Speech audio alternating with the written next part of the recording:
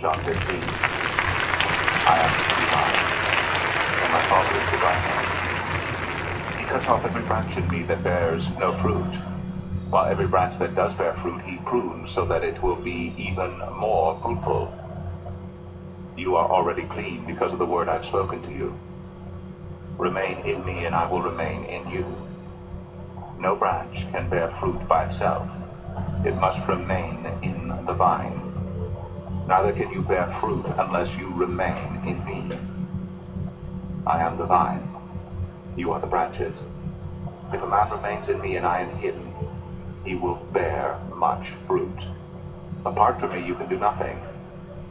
If anyone does not remain in me, he's like a branch that is thrown away and withers. Such branches are picked up, thrown into the fire, and burned. If you remain in me, and my words remain in you, ask whatever you wish, and it will be given you. This is to my Father's glory, that you bear much fruit, showing yourselves to be my disciples. As the Father has loved me, so I have loved you. Now remain in my love. If you obey my commands, you will remain in my love, just as I have obeyed my Father's commands and remain in his love. I've told you this so that my joy may be in you, and that your joy may be complete. My command is this: love each other as I have loved you. Greater love has no one than this, that he lay down his life for his friends. You are my friends, if you do what I command. I no longer call you servants, because a servant does not know his master's business. Instead, I've called you friends, for everything that I learned from my Father, I have made known to you. You did not choose me, but I chose you, and appointed you to go and bear fruit that will last. Then the Father will give you whatever you ask in my name. This is my command: love each other. If the world hates you, keep in mind that it hated me first.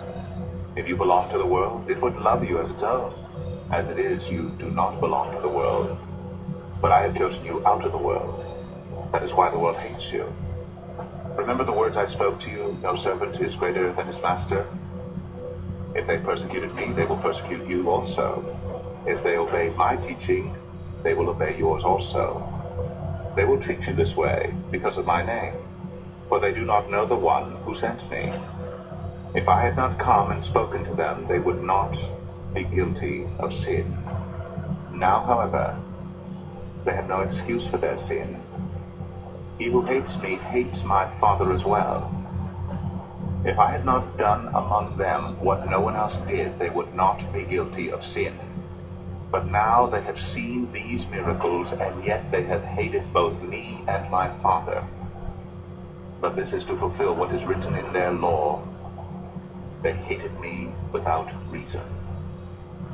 When the Counselor comes, whom I will send to you from the Father, the Spirit of truth who goes out from the Father, he will testify about me. And you also must testify, for you have been with me from the beginning.